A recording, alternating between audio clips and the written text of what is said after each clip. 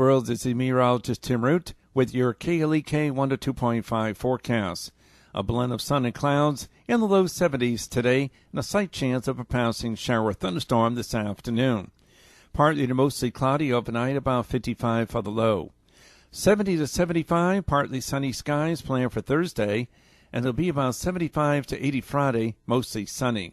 Your life, your music, we're KLEK 102.5 FM. From Feature Story News in Washington, I'm Harry Horton.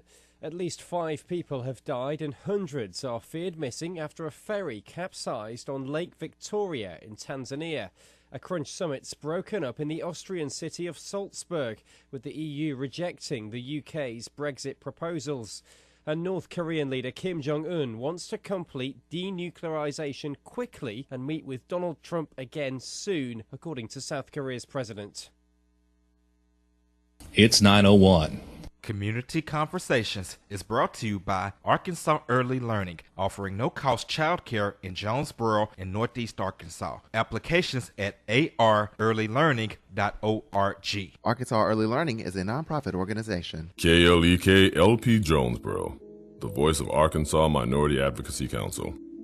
It's now time for Community Conversations, a program focusing on the people working to make the Jonesboro community a better place, while offering viewpoints from all sides of the issues. The views expressed in this program are those of the participants and do not necessarily reflect the views of KLEK 102.5 FM, the voice of Arkansas Minority Advocacy Council, or our underwriters or sponsors. Good morning, everyone, and happy Wednesday to you. I hope that you're having a great start to your day. You're tuned in to Community Conversations on KLEK 102.5 FM. I'm your host, Quabila Jones, and my special guest today is Mrs. Shelly Anderson. Good morning. Good morning. And she is with the Arkansas PTA. I invited her here to talk about some education issues, in particular House Bill 610. You made a post on your Facebook account, just trying to give people some insight into what's going on, what could be possibly passed in the House or Senate, decisions that are being made for Arkansas that may not always be in the best interest for Arkansas, but on a state and national level. So I admit I need to learn a whole lot more about what's going on, all these different bills that are passed, and everyone has access to this information. First, do you have a website where people can go just to find either what's going on in Arkansas or on the national level? Mm-hmm. Absolutely. So we have arkansaspta.org, and then there's also the national website, which is just pta.org. And both of those websites are going to have legislative pages to let you know what's going on for children and families, not just education, but everything that regards children and families. On the Arkansas PTA website, it's going to be more Arkansas specific. And then, of course, on the national website for PTA, it'll cover more national issues. Okay. Mm-hmm. All right, so let's go ahead and get right into House Bill 610.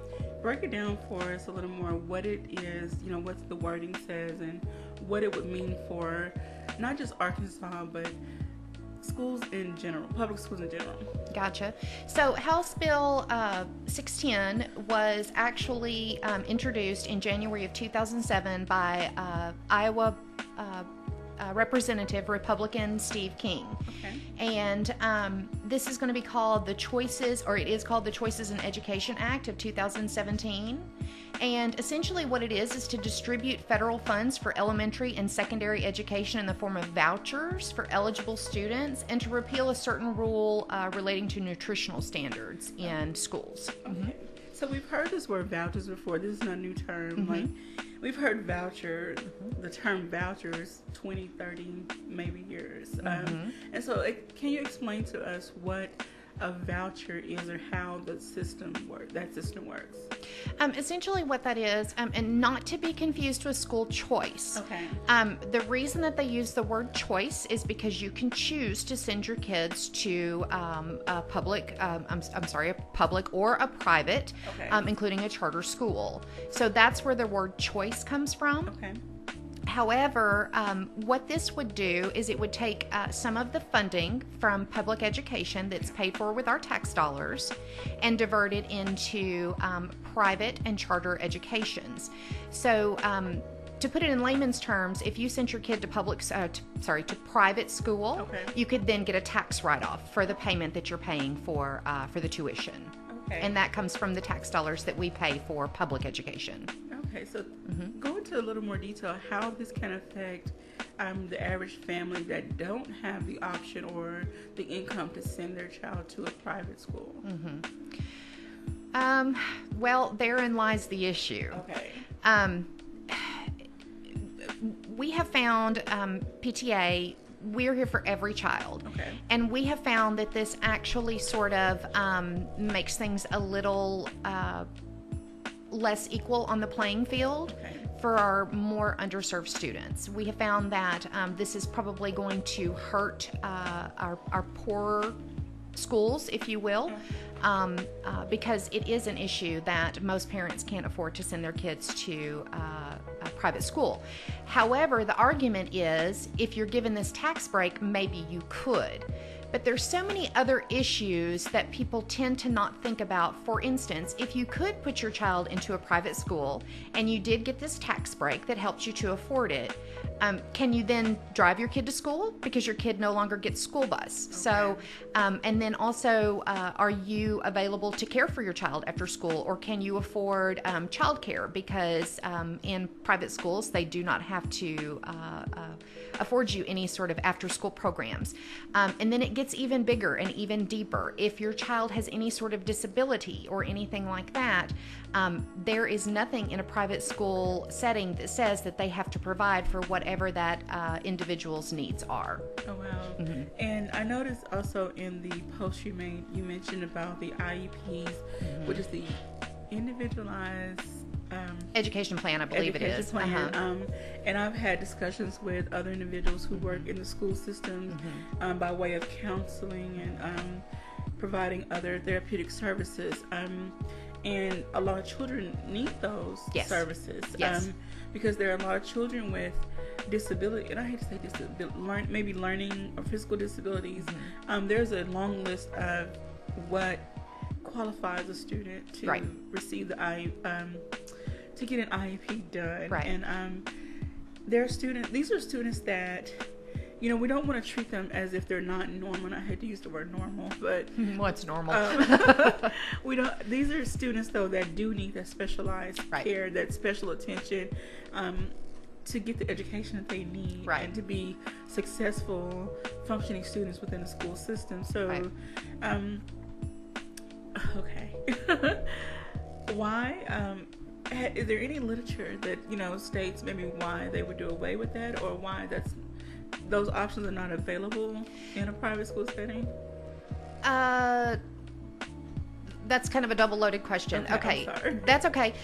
Okay, so there is nothing in House Bill 610 that says that they're taking it away. Okay. However, it doesn't state anything about IDEA, or the Individuals with Disability Act. Okay. So there's no appropriations or protections for that. There's no appropriations or protections for FAPE, which is Free Appropriate Public Education Act. And so there's lots of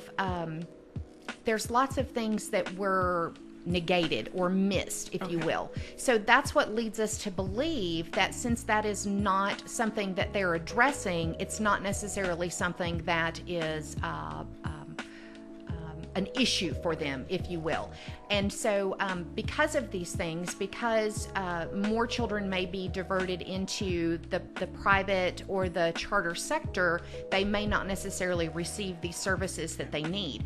And with more money being taken away from public education, that's less money that we have for these children who need these individual services. So there's nothing that says that it's going to be taken away. However, there's nothing that says it's going to be protected. So that's where the fear comes from. And then the second part of that question, remind me. It was a pretty big question. I first just made a statement about what the IEP is. Yes. And how it is beneficial for those students that have these developmental disabilities, whether it's physical or learning.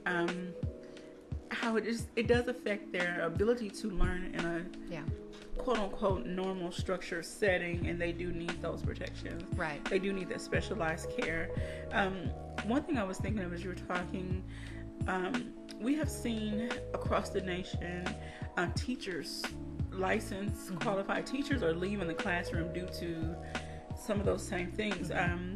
One school in Oklahoma, there was a video I saw that teachers were walking away after being in the profession maybe 10, 12, 20 years due to the district or the state not providing even the basic resources. And so now they're having to fill those positions with just a certified someone, or someone that doesn't have all of the criteria, doesn't have all the qualifications or meet the criteria of a licensed teacher. So could we see something like that if this bill goes into place?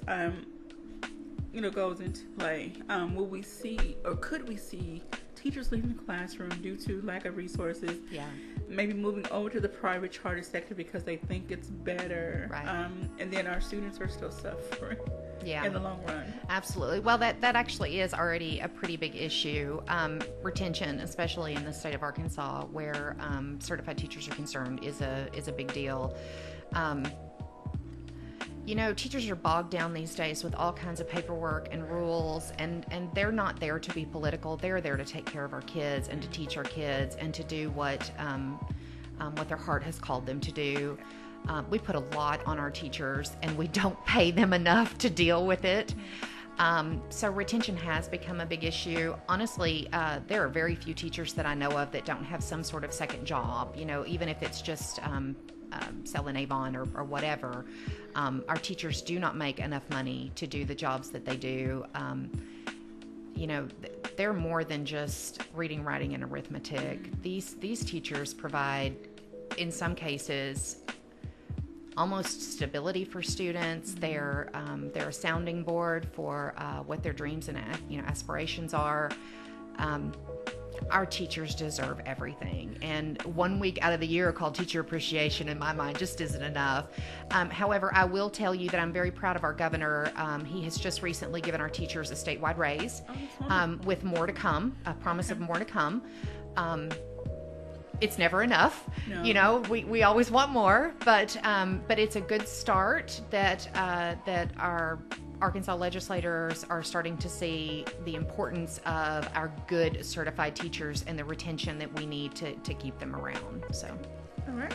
You're tuned in to Community Conversations on KLEK 102.5 FM. We're speaking with Mrs. Shelly Anderson from Arkansas PTA. If you would like to learn more, go to arkansaspta.org, and there's a lot of links to find information, and also the information about what we're talking about today, different legislation pieces that affect public schools.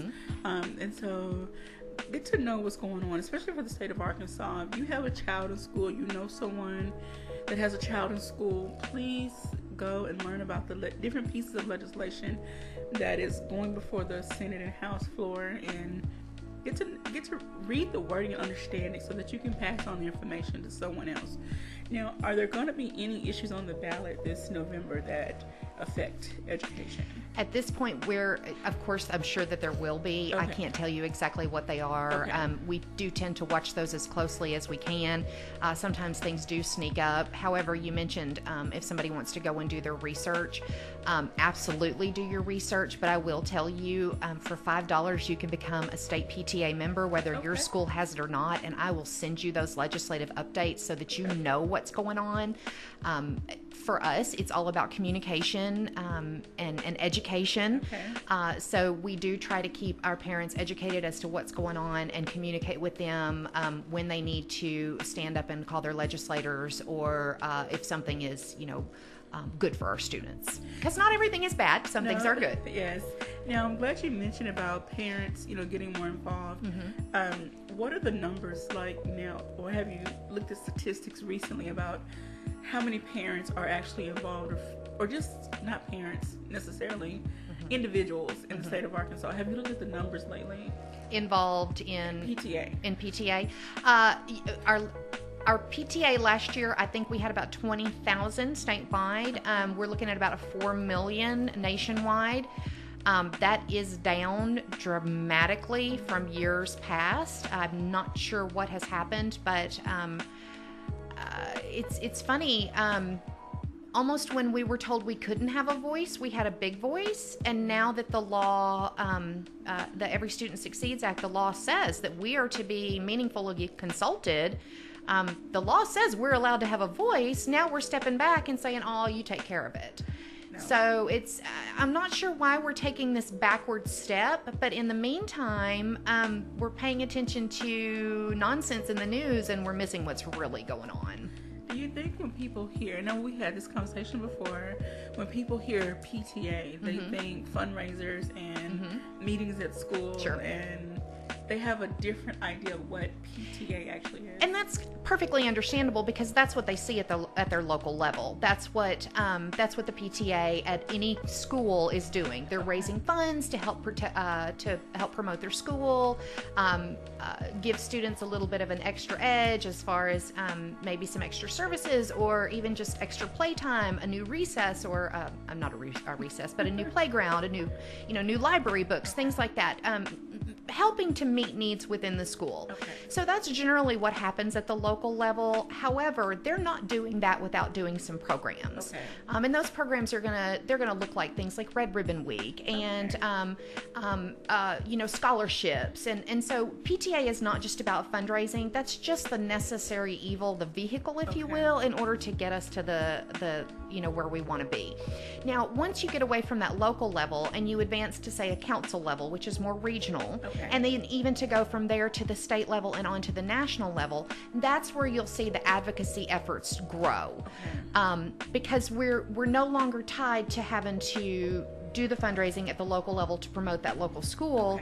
We have more time then to pay attention to what's going on the advocacy side and pay attention to what our students actually need, what our teachers actually need, be able to sit down and have these conversations like you and I are having today to better promote the programs that we're doing within the school. Because we're not just about education. We're also about safety and health and anything like the total child, anything that affects our students and our families today, we want better for them. Yes, and I remember in previous conversations we've talked about your advocacy for safer bus, safety on the buses for children, and a variety of other things that involve safety and well-being for the children, especially while they're in school, on the way to school, whatever the case may be. All right, so I want to kind of get back, straight away from our original discussion concerning the House bill. Also on your post, I saw, someone made a different comment. There were a lot of people supporting and said, wow, I didn't know this information. Thank you for this. And, you're always going to have people that say, this is not true. You're just gaslighting. How do you respond to people like that? Well, I mean, we have to be open-minded, otherwise we can't have conversation. If we're closed-minded, then we put a halt to everything. There's always going to be two sides to every issue. We know that. That's just the nature of the beast. And to be fair, the gentleman who commented on my Facebook post, he is a good man. He is a family man. He actually works in Washington, D.C., but to be completely candid with you, he is of a different socioeconomic than a lot of us are. And so things are a little bit different for him. He is in a position to send his children to private school. And in a way, I can kind of see their side, and that being if I'm paying taxes for the public school, the education system, and I'm not even utilizing them, then why shouldn't I get a tax break when I send my children to private school? And my answer to that is because it's your choice. We are provided with free education. It is good education. If for some reason there is issues at the local level, that is your local school. That's your local school board. Get involved. You voted these people in. I hate to use the words pay their salary, but our taxes in a sense do pay their salary. And again, ESSA has given us the voice as stakeholders to be consulted about what's going on at the local level with your public education and your public schools. So you have that choice. So it's really hard to say, since I've made this choice, I deserve a tax break. But that's the other side of the issue. So again, to just simplify the answer, there's always two sides to every issue. Okay. I watched a movie. We're going to get ready for a break here, but Yeah. I watched a movie on the weekend, and even though it was geared more towards teens and them going to school and how they interact and their grades and blah blah, there was another storyline of a student who actually ran for the local school board, and just watching how the story unfolded and how he was able to get the whole town involved. Wow. More when he would go to the school board meetings and there would be like 5 people there. Yeah. And then after he started getting more involved, it starts a snowball effect. Yeah. And so hopefully we can start doing things like that even on our level, in real life. I'll put it like that. Let's not just see it in movies. Let's do it in real life. Let's Let's get more involved. Like you said, with the school board. I ashamedly admit I don't know who's on our school board. Even when my child was in school, I didn't get as involved. I had 1,000,001 excuses of, and I'm sure many parents are really busy and working, but at some point we do need to at least know who's on the school board, who are the administrators of the schools that our children attend, who's in what place, and who has what power. That's right. So we can know who to contact if there is an issue. So I would just love to see us all get more involved. And to know what the difference is as far as what our school board gets to decide, like say for instance curriculum, what their decision is, as opposed to what is handed down from the Department of Education or even the federal level. That's always been an issue of mine, is can the curriculum be reformed, changed, altered, something, so students are not just being taught to take a test versus they're actually absorbing information. But we're going to have to put a pause right there. You're tuned into Community Conversation on KLEK 102.5 FM. We're speaking with Mrs. Shelly Anderson from Arkansas PTA, and we'll be right back after these announcements.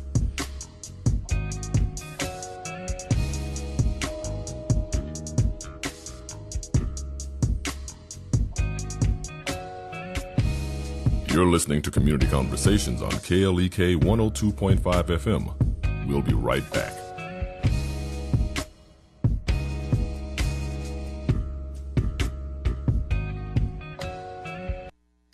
Have you tried a do-over in your marriage? I'm Mark Merrill with today's Family Minute. We've all seen it before. We say something to our spouse, and immediately we can see their face starting to turn red with rage. Well, if you realize you've offended your spouse or have been misinterpreted, you can ask for a do-over, where you rephrase the statement so that it's kinder and clearer. Here are 5 do-over rules for you to remember. First, when you see your spouse bristling, stop the conversation immediately. Second, ask for the do-over with humility. Say, honey, I think I just said something the wrong way. Can I have a do-over? For the rest of the 5 do-over rules, join me on my blog. Remember, your family first. For more resources on today's topic, go to markmerrill.com. The Family Minute with Mark Merrill, helping families love well. Family Minute is made possible by the Kappa Nu Omega chapter of Alpha Kappa Alpha Sorority Incorporated, a nonprofit organization committed to service to all mankind. Kappa Nu Omega Alpha Kappa Alpha on Facebook and KNOMEGA1908.com. Family Minute is brought to you by the Gears Foundation, a nonprofit organization providing students with assistance in their academic and career pursuits. Gears Foundation on Facebook, Gears_Inc. on Instagram, and the Gears Foundation at gmail.com. Are you a young woman between the ages of 18 and 29 with the desire to further your education and serve your community? If so, then you may have what it takes to become Miss KLEK. KLEK 102.5 FM will be hosting its very first Miss KLEK scholarship pageant on February 16, 2019. The theme will be Women of Empowerment. The grand prize winner will receive $1,000 toward her education at any 4-year university, community college, or trade school in the Northeast Arkansas area. Contestants must be enrolled in school for 2019 in order to be eligible to participate in competition. If you think you have what it takes to be Miss KLEK, then fill out the registration form online at klekfm.org or stop by 1411 Franklin Street here in Jonesboro to pick up an application. A non-refundable $25 application fee must be returned with the application. For more information about the Miss KLEK Scholarship Pageant, visit klekfm.org or the official Miss KLEK Scholarship Pageant page by searching at Miss KLEK on Facebook. If you are a woman ready to empower and impact the community you live in, sign up to become the first ever Miss KLEK. Please note, the registration deadline for this event has been extended to October 12th, 2018. The Jonesboro Alumni Chapter of Delta Sigma Theta Sorority Incorporated will host our voter registration drive next Thursday, September 27th at the Craighead County Public Library, 315 West Oak Avenue in Jonesboro. We will be in the Civic League room and will have voter registration forms available. More information is available via any member of the Social Action Committee at Jonesboro Alumni at live.com or www.jonesboroalumnidst.org. Check out the Dorinda Clark Cole Radio Show every Sunday at 4 o'clock p.m. Listen as Dorinda plays the very best in contemporary gospel music and interviews all of your favorite gospel artists. The Dorinda Clark Cole Radio Show every Sunday at 4 p.m. on KLEK 102.5 FM.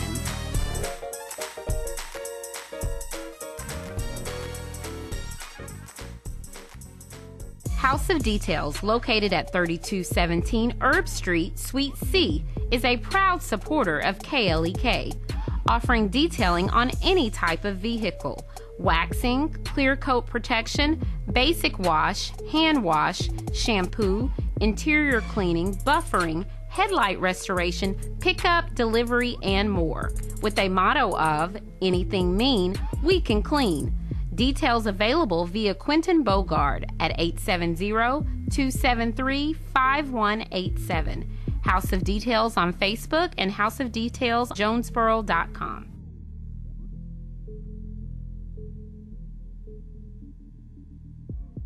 And now back to Community Conversations on KLEK 102.5 FM. All right, welcome back to Community Conversations on KLEK 102.5 FM. We're speaking with Mrs. Shelly Anderson from Arkansas PTA. Did I say that right? Yes. We are discussing House Bill 610 and some other education issues along with the Arkansas PTA as a whole. So we're going to get back into our discussion and bring up something that we didn't get to mention in the first segment. So go ahead, Ms. Shelly. Oh, I had just mentioned to you during the break that another thing that House Bill 610 talks about that could adversely affect our kids is it will abolish the No Hungry Kids Act. Oh. And there has been a lot of debate around what this act does in the past. I mean, it was essentially Michelle Obama putting all of our kids on a diet. You know, there was, you heard all of the negativity. In fact, that was not true. Really, all that did was it basically increased the availability of fruits, vegetables, whole grains, low fat, fat-free milk, and it reduced the low levels of sodium, saturated fat, and trans fat in school meals. And it helped to meet children's needs within their caloric requirements. So because kids were getting a small whole wheat roll as opposed to a big white bread roll, because they were getting more grilled chicken as opposed to fried chicken, the argument was, my kid won't eat this, they're a picky eater. But that may be the only healthy meal, or meals, because we do have breakfast and lunch now. Those may be the only healthy meals that those children receive. So we can't assume that everyone is in our same socioeconomic. I hate to continue to use that word, but that's just the reality of the nation. It is. A lot of us can provide good, healthy, solid meals for our children. And then the snacks in between, and we can pay more attention to what they're putting in their bodies. Some of us can't. Some of us have to stop and think about, well, all I can afford is this, and that is the food that my children will receive. And unfortunately, it is much cheaper in today's society to eat junkier food, for lack of better words, than it is to eat healthy. So it worries us at Parent Teacher Association that if the No Kid Hungry Act is repealed, what will we be seeing on our children's lunch trays again? And not that they're going to go hungry, it's just that what are they going to be putting into their bodies? Yeah. And just thinking about the foods that you mentioned, in all reality, now that I'm an adult and I have a lot more knowledge, those foods that are high in carbs, sugar, they are not nutritionally beneficial. Not at all. And your body burns them quicker, Right. so you're still going to end up hungry. Right. In the long run, you may eat a bigger portion. Right. However, your body's going to burn that up, and then if you don't, well, your body's going to process it differently. It's not going to stay with you long enough for you to not be hungry throughout the day versus something that's more fiber dense. Well, we hear the words fuel for the brain. If we're sending our kids to school to learn and they're there to really exercise their brain, we need to give that brain really good gasoline, if you know what I mean. Yes. Yeah. Really try to start eliminating those artificial flavors and sweeteners and artificial colorings, and it would take a nutritionist to really go through the whole list. That's true, and I am not that person. To tell you all the things that we need to start eliminating. Will we be able to get rid of it 100%? Probably not. However, every little change matters. Right. And I feel that for the picky eater children, this is where the families and parents come into play. Right. We need to start being a little more responsible and take a little more time with our children. I say that I made some mistakes raising my child. Oh, we all do. That's what being a parent is. It's trial and error. However, I did introduce him to quite a few good things, so now he's able to make some good choices. Yeah. He's kind of an adult. He's 21. So now that he's on his own, he can make some better choices because I did plant some seeds within him. So I want to say good morning to Ms. Donna Kirksey, Dr. Cherie Stones Branch, and Mr. T.R. Hamilton. Thank you all for watching. I hope that you are, taking notes and doing some research and, trying to see how you can provide your children with the best communicate with those in power and place that can provide the best education for your children. Shout out to my girl Donna Kirksey. She's always been such a huge supporter for me. So she's just such a great lady. Thank you so much for that. Please share this video as well. We want everyone to be informed about what's going on, especially for the state of Arkansas. When people hear the name Arkansas, they just kind of get this, Arkansas doesn't get a lot of good feels all the time, but we would love people to have a positive image of what Arkansas is, what we have.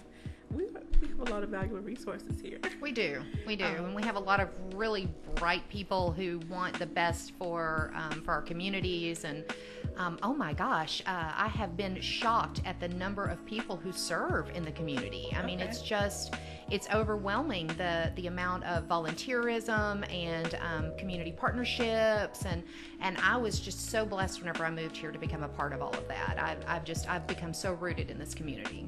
And now we just need to put that same energy into the education system, and our children to make sure that they are getting the best of what they need. And they become successful, productive students and go on to be successful, productive adults. That's right. That essentially will run our businesses and take care of this community in the future. So we need to take care of them now.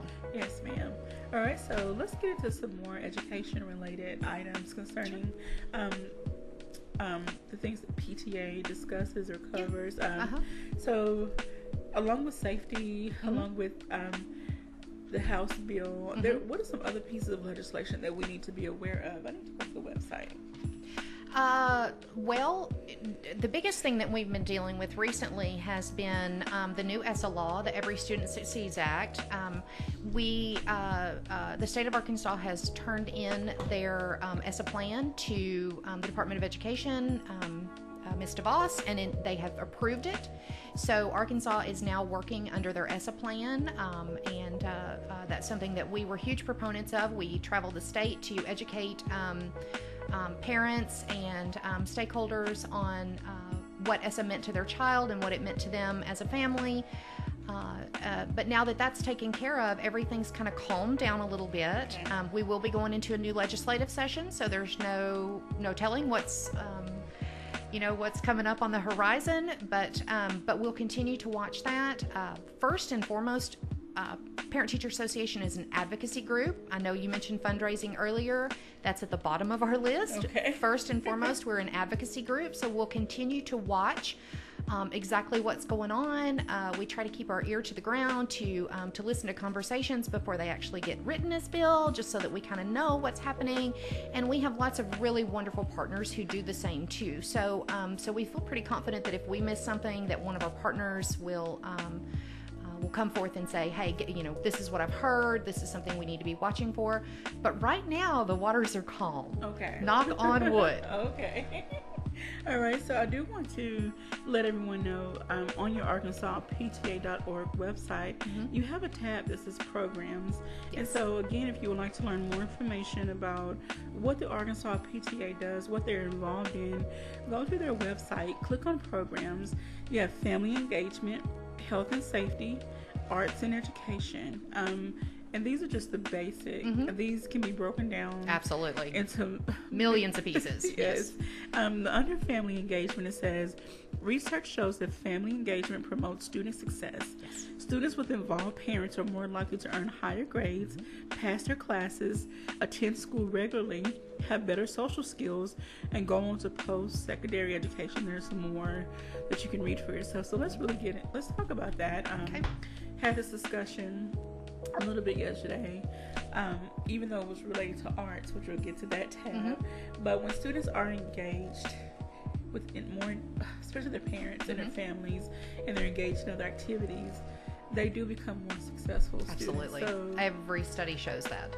So what are ways that our Arkansas PTA tries to push this initiative to get families more engaged with the children?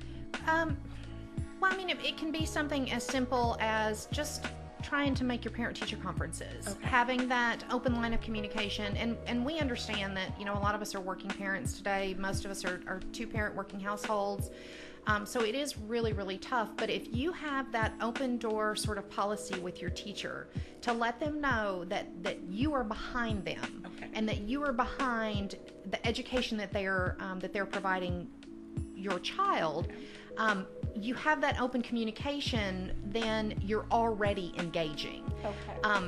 You don't necessarily have to be an advocate on the state or the national level. You don't have to, go and testify before Congress.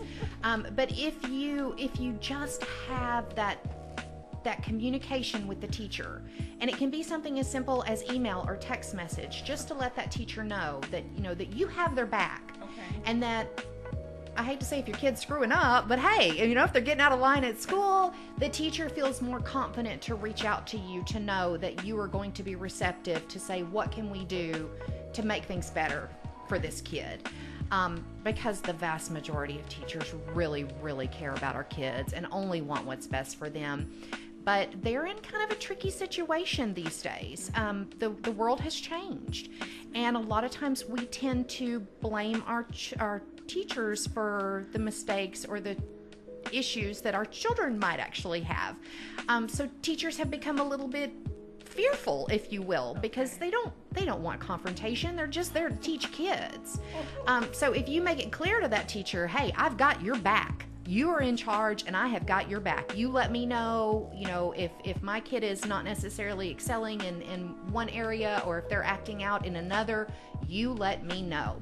And that way, the student knows that there is this fortified front behind them, that they cannot get away with any nonsense. It's funny because my kids will come to me. Well, my daughter's in college now, but my son still, and and they'll say, well, so-and-so teacher's not real happy with me because I didn't study for so-and-so test. And I'm like, well, they have every right to be not happy with you. Why did you not do your job? And so my kid knows that if he's going to get in trouble at school, he's going to get in trouble at home. And that used to be kind of the way of the world. Yes. It's not necessarily that way anymore. And there's a poem somewhere, I wish I could recite it, but essentially it says that behind the teacher stood the home. And so you have to stand behind your teachers. You have to let them know that we understand that they are driving that bus and that you are on board to make sure that that kid arrives to graduation safely. Okay. I would love to see, more parents also just get involved. Like you said, okay, hold a child accountable for what they're not doing. I think over time the child would appreciate that. Absolutely. Children are not going to tell you what they need. They're not going to tell you they want more guidance and more direction. It's up to us, the adults, that's right, the caregivers, to just give it to them. That's right. They may buck against you at first, but I promise you over time they will appreciate it. That's right. And the more guidance that you give them along the way, the more it turns into positive reinforcement, because then you can say good job on this and good job on that, and I'm so proud of you. And because of these things, the child feels more confident, and it's a win-win-win-win-win. No matter what, once they get to that graduation day, whether they're going to college or straight into career or technical school or whatever their choices are, they know that they have that solid foundation of teachers and family and community that are behind them, because they've heard it. They heard it whenever they weren't necessarily doing right, and they especially heard it when they were doing right. That's right. Yeah. Let's bring back the kitchen table discussion, dinners, and things of that nature. Yeah. Start taking 5 or 10 minutes every day. Just sit down with your child and just go over what happened at school today. Just the basic what happened today. Yep. All right. So the next topic is health and safety. It is important for children to come to school emotionally and physically healthy. Studies show that children's physical well-being has a significant effect on their learning and long-term success. When children are well-rested, well-nourished, and physically fit, they are more ready to learn. And then there's some more information on this as well. So let's talk about health and safety. Well, healthy kids, obviously, that goes without saying. That's just so important. But there's a lot of things that we don't necessarily think of. Like, I'll give you a small, for instance. One of the leading causes of missed school is toothaches. Did you realize that? Toothaches. No. And so, sometimes we forget that, children need to go to the dentist twice a year. They need to be checked out. They need to brush their teeth every day. And so just little things like this can cause the students to miss school, and too much missed school, just like too much missed work, you fall behind. You struggle to catch back up, and so things like stress that can cause headaches or lack of sleep. They can't necessarily engage at school and pay attention to what's going on. So it does fall on our shoulders as parents to make sure that our kids are as healthy as possible, in order for them to do better and to excel in school. Now, safety, that certainly falls on our shoulders as parents as well, but and health too. But we need to work with our local schools to make sure that that they're doing everything that they can to keep our kids as safe as possible when they're in the care of the teachers and the administrators. One of the issues that has really been sort of a hot button issue recently is guns in schools, and active shooters and all this kind of, and it's so scary. And that's something that PTA can do, is to advocate for to keep things as safe as possible. Gun safety is one of the things that we are huge advocates for. In fact, just last February, we went to the Hill and talked to several of our legislators in D.C., and they all agreed. It was completely bipartisan. It didn't matter if they were Democrat, Republican, Independent. Everybody agreed that the one thing that we need to do is educate. We need gun safety education across the board. Now, what does that look like? I'm not sure. Is that something that happens in school? I'm not sure about that. But education first and foremost. So anything that we can do to partner together, so that I can teach you what I know and you can teach me what you know, and we can keep these kids safe. That's what we're all about. And we're just about trying to come to the table with an open mind, no politics attached, just an open mind to keep kids as healthy and as safe as possible. You know, we talk to teachers, administrators, legislators, parents, anybody who's willing to talk to us about issues that they're having, so that we can then take it on to the next level to say, what can we do to help this particular child, which is ultimately going to help a lot of children. Okay. Yeah. And this could be a partnership with the local police department. Absolutely. Law enforcement, I know with Jonesboro PD, they have a mobile, I want to say shooting range thing, and they teach education, gun safety. And so I know everyone has their own feelings about guns and their children being exposed and educated about them, but I think some education does demystify the curiosity, and so maybe it will lead to more safety when it comes to that. That has been a hot topic, and I pray we don't have any school shootings. It's sad that you have to think on that level of, you know, schools back in. We pray there's no school shooting. That should not be a thing. Right. But okay, we're gonna move on. We're gonna move on for that. I want to say good morning to Dr. Kimberly Davis from Arkansas State University. And also, Ms. Donna says, enjoying this interview with Shelly. She is one busy lady, needs to run for office. No, thank you, Miss Donna. You've been after me for years for that one. All right. Okay, so the last topic is arts in education. And we have like a minute and a half left to get as much in as possible about that. The National PTA Reflection Program encourages students to explore the art and express themselves by giving positive recognition for their artistic efforts. Yes. So Reflections is one of our biggest programs that we do every year. That was enacted several years ago. I wish I could rattle out the date. I want to say it was in the 60s, maybe the 80s. I don't know. 1969. There you go. Thank you. But there's 6 different categories ranging from dance choreography to literature to photography, you know, just regular art. So students from across the state and across the nation, they start out at the local level having this art contest, and then they can move up to regional and even state, and then go on to national. And it never fails. Every single year we have at least one at the national level from Arkansas, and so we're so proud of that. We do have some really creative people in this state. But Reflections is so much fun because it promotes creativity in the children, and we see so much excitement in their face whenever they're so proud to show their artwork. That's awesome.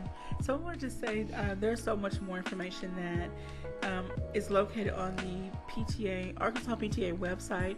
Type in arkansaspta.org, and there's a pull down menu. It tells you about them, the programs, why join PTA, how to contact them. You can get me directly from that website. And so then there's also more programs that are going on. I see the STEM families. STEM is huge for us. Okay, so there's some membership information as well. So we're going to get ready to take another quick break. When we come back, we'll just wrap up some more information concerning legislation for those of you who may have missed the first part of the show. Don't go anywhere. We'll be right back after these announcements.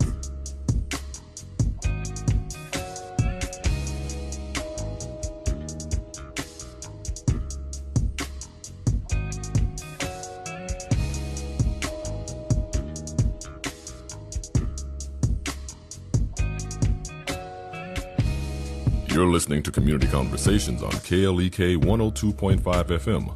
We'll be right back.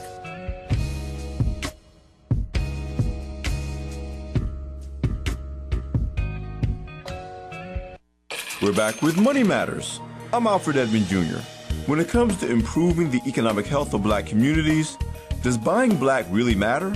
One book says it does, but it's easier said than done.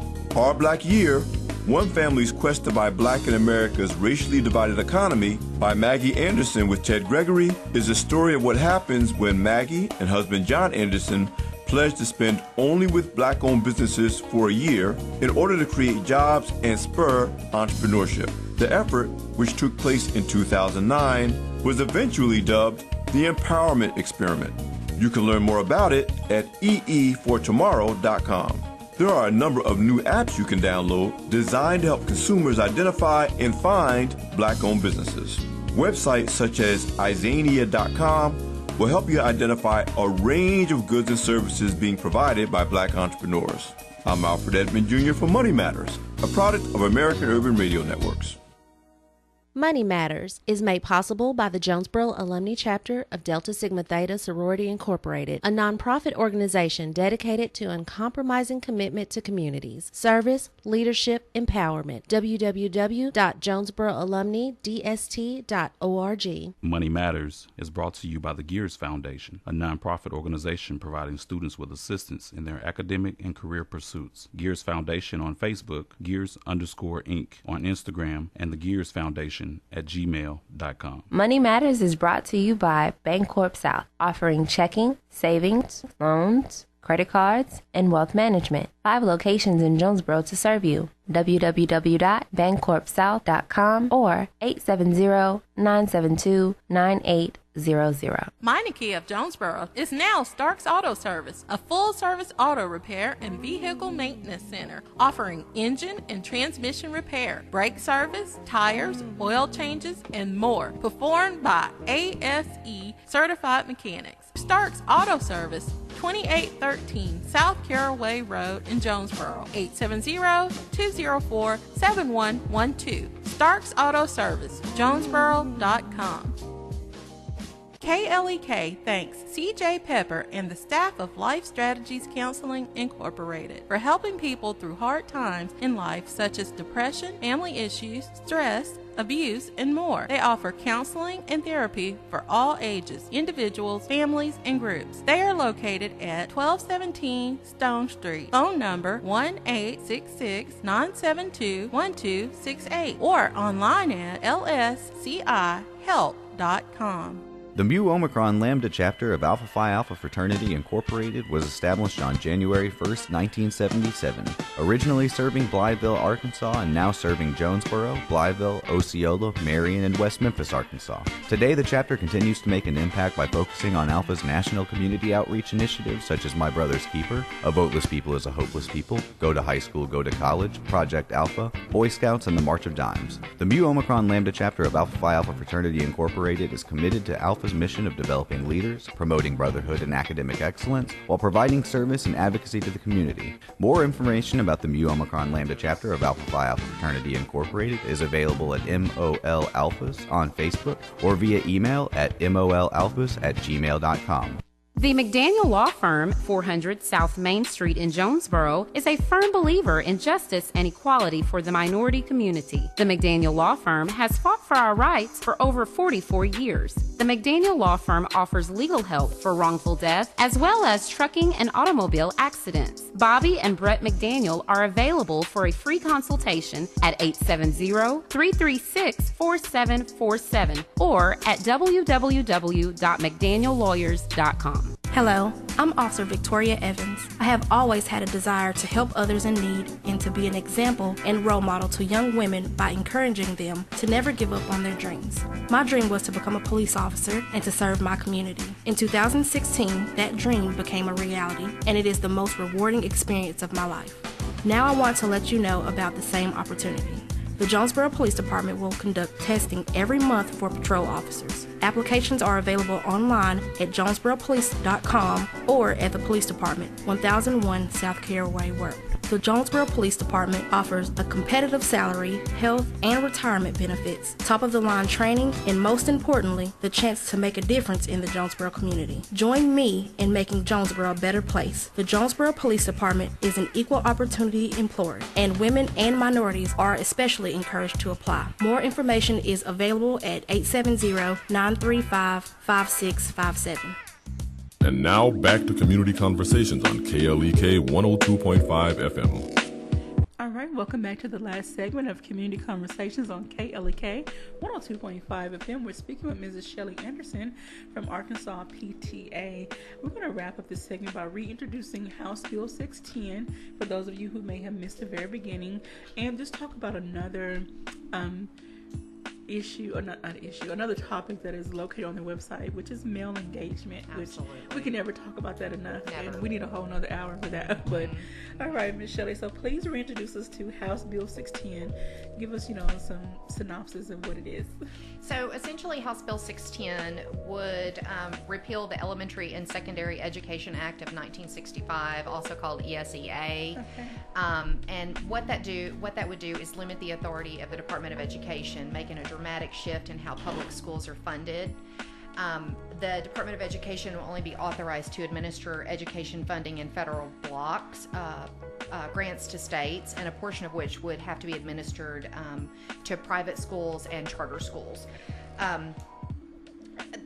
The reason that this is could be a big issue is that it would disproportionately negatively affect the public schools in low-income communities. Again, because it repeals the Elementary and Secondary Act of 1965.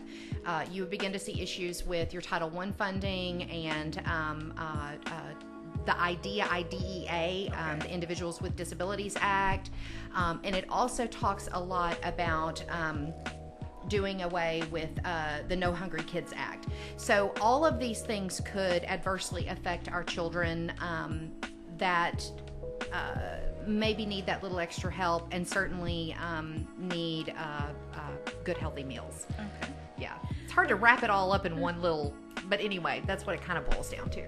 But the information is available on the on the internet. It is. Just Google House Bill 610. It may be even on the Arkansas Secretary of State website. There's a lot of different ways to access this information. So absolutely. Please, please, please become an informed individual. Even if you don't have a student in school, you know someone who does. So please learn about what this issue is, this House bill is, and read about all the other bills and legislation pieces that are out there. Can I just say, you just mentioned even if you don't have a child in school, let me tell you something. Whether you have a child in school or not, what's happening in today's schools is going to affect tomorrow's community.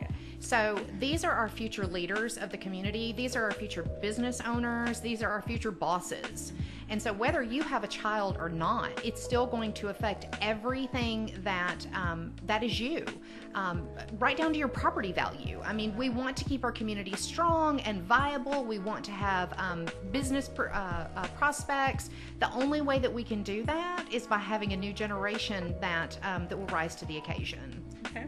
All right, so please become an informed resident of Arkansas and learn what's going on so that you can raise your voice. And consider joining the PTA. So I want to get into another topic that was on the website, the PTA website, which is male engagement. We can never talk about that enough. I've seen different initiatives for, more dads getting involved. There was, something on Facebook some time ago. A dad made a call, public calls, okay, dads come out to the school, and it was amazing. I've seen videos when this year's school started, men would line up and welcome the kids to school. So let's talk about male engagement. We have like 2 minutes left, though. Let me tell you what, you can have 20 moms at school, and if you have one dad, all the attention is going to be on him. For some reason, these kids see those dads as heroes. So, dads, if you only have 15 or 20 minutes, that is all it takes to go and read them a book or give them a high five as they're getting off the school bus or whatever. Just be present. It doesn't take anything more than that because you're already a superhero. You're a dad. I'm a little jealous, but yeah, just showing up. There is nothing like seeing a dad on campus and just the positive vibes that it brings. My husband is actually the maintenance man at the one of our local elementary schools, and it's so funny because we cannot go to Walmart or McDonald's without hearing Mr. Jeff, Mr. Jeff, Mr. Jeff. And he may not know that child's name, but you would think that he knows and loves everything about that child, high-fiving and how you doing, and I seen you on the playground and you're just getting so big, and it just makes their world. So dads, get involved. You would not believe the amount of difference that you can make just by showing up. It's so not fair. We work our butts off as moms, and dads, all you got to do is show up. And then for those that are retired, say the older gentlemen, children really appreciate a grandparent figure as well. Our schools are so diverse, boys and girls. We don't separate them, so why not give them a diverse interaction with adults? More males to be present. We need more male teachers in the schools as well. True. I'm taking sociology and that's a whole nother subject. But we need to see more males in the schools, like you said. I can't thank you enough, Miss Shelly, for giving us your time. Thank you. today. You're always so good to me. Thank you. Thank you. And she will not be a stranger. She'll be back again, in another couple months and sharing more information. So I want to thank everyone out there that is listening, that is watching our Facebook Live feed. Thank you for supporting KLEK. We can't do what we do without you. So thank you, everyone. Tune in tomorrow. We have another candidate for Lieutenant Governor at 9 a.m. Have a great day, everybody. Bye-bye. Thank you for listening to Community Conversations on KLEK 102.5 FM, a program focusing on the people working to make the Jonesboro community a better place while offering viewpoints from all sides of the issues. The views expressed in this program are those